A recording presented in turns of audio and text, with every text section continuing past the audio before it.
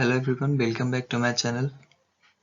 तो ये question number 2, question number हमारे 1 जो है हमारा, वो हम पहले एक वीडियो में कर चुके हैं। तो इसमें क्वेश्चन नंबर 2 है हमारा, describe economic reform and market control policy of Alauddin Khilji. Alauddin Khilji के आर्थिक सुधार एवं बाजार नियंत्रण की नीति के वर्णन करें। तो इसका हम लोग हिंदी में जो है वो एक्सप्लेन कर लेते हैं, और इंग्लिश में जो इसका आंसर है वो हम लोग ने लास्ट सेक्शन में दे रखा है। तो आप लोग इंग्लिश में जिनको देखना है वो लास्ट वीडियो में जाके देख सकते हैं, और स्क्रीनशॉट लेना चाहते हैं स्क्रीनशॉट ले सकते हैं, या वीडियो को पॉज करके देख सकते हैं।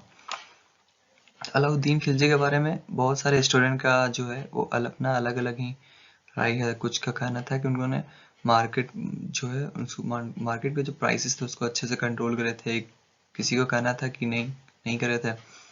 उनके इकोनॉमिक रिफॉर्म के बारे में जो मेनली जो पढ़ा जाता है वो हम लोग पढ़ते हैं।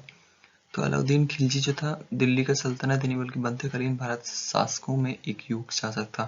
तो मैं शॉर्ट में एक्सप्लेन कर देता हूँ, बाकी आप लोग खुद पढ़ लीजिएगा। तो इसके बारे में कहा यह जाता है कि अलाउद्दीन खिलजी एक ऐसा शासक थे जो कि हमेशा टेरिटरी एक्सपेंडेशन पे बिलीव रखते थे, यानी कि बहुत सारे राज्यों पे आक्रमण करके उनको कब्जा करके वगैरह वगैरह हमेशा अटैक करते रहते थे अगल बगल के राज्यों पे।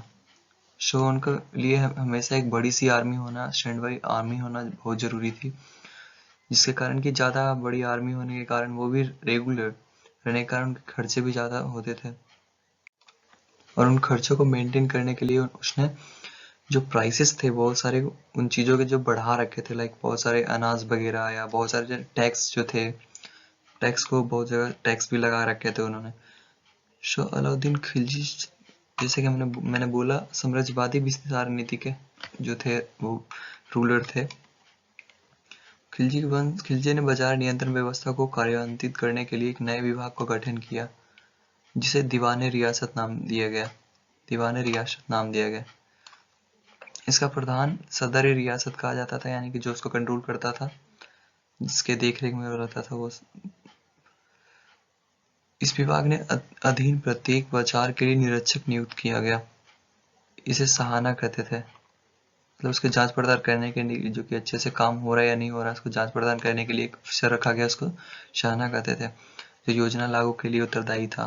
गुप्तचर अथवा वरीद एवं मुनिया नियुक्त किया गया ताकि बाजार की गतिविधियों एवं शाहना पर निगरानी रखी जा सके।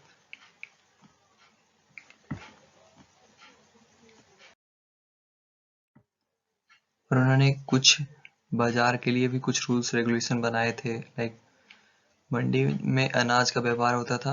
अलाउद्दीन ने बाजार में अन्न की कमी न होने के लिए मतलब खुद ही खरीद लेते थे, और कुछ जो ट्रेडर वगैरह जो रहते थे, व्यापारी, उन सबको इनसे दूर ही रखते थे, क्या कि उन लोगों का, व्यापारी का काम ही होता है कि वो खुद से स्टोर कर लेते हैं और फिर महंगे महंगे दामों में बेचते हैं। लेकिन इनके पास इनका इकोनॉमी सही रखने के लिए क्या है कि वो सबसे ज़्यादा जो खर्च करते थे वो अपनी आर्मी पे करते थे। प्राइसेस ना बढ़े इसके लिए वो खुद ही खरीदते थे, अपना अच्छा खासा स्टोर कर लेते थे ताकि इनको बाद में कोई दिक्कत ना हो। ये सब कुछ वस्तुओं के प्राइसेस दिए हुए हैं, जैसे गेहूं जो था 7.5 जीतल प्रति मन के अनुसार से बेचा जाता था या खरीदा जाता था, जो भी है। और सराय दल में वस्त्र एवं अन्य वस्तुओं का व्यापार होता था। सराय दल किसको बोलते हैं? जिसमें कि अन्य वस्तुओं का व्यापार वगैरह होता था। इस समय खाद्यान्नी की अपेक्षा कपड़े का मूल्य अधिक था। वाह, खाने के सामान से ज्यादा कपड़े का मूल्य अधिक था। वो तो अभी भी है बहुत सारी चीजों का। इसमें निर्धारित मूल्य पर मुनाफे की गुंजाइश भी कम थी, क्योंकि टैक्सेस जो इतने थे। अलाउद्दीन ने मुल्तानी व्यापारियों के राजद्वार ऋण प्रदान दिया ताकि वे व्यापारियों से उपलब्ध मूल्य पर कपड़े खरीदें और उसके बाजार ले जाकर निर्धारित मूल्य पर बेचें, जिससे कि लोगों को कोई प्रॉब्लम भी ना हो प्राइसेस को लेकर।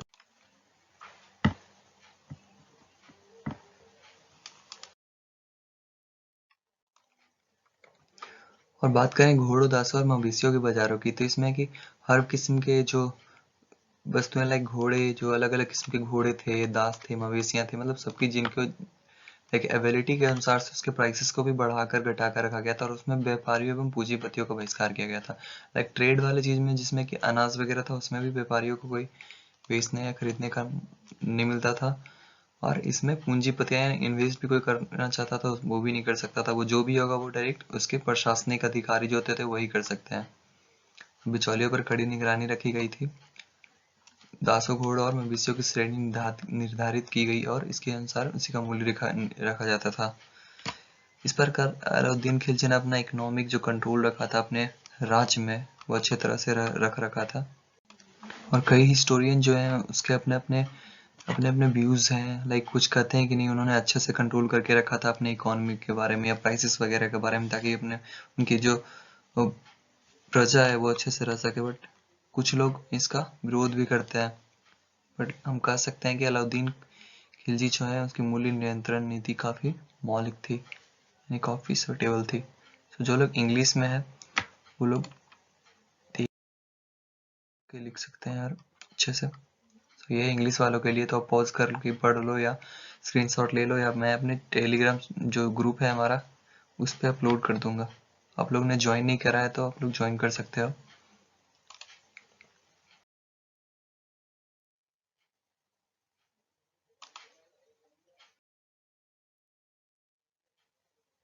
सो आज के लिए इतना ही, मिलते हैं नेक्स्ट वीडियो में। बाय।